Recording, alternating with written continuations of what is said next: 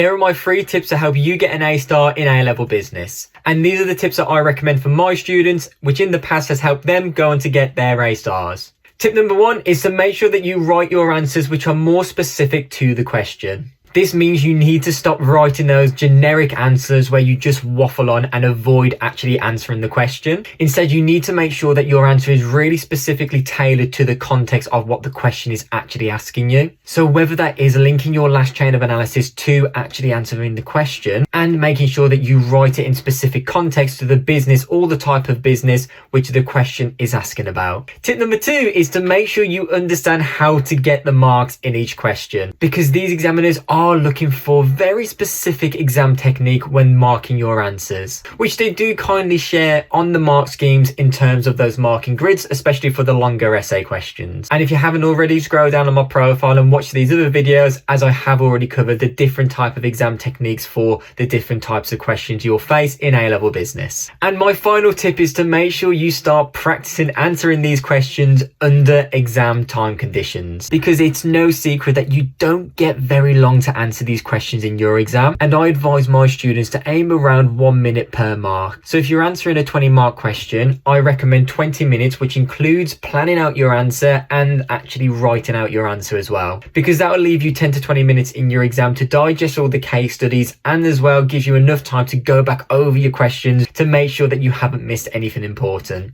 If you found this video useful, please let me know by dropping a comment on the video.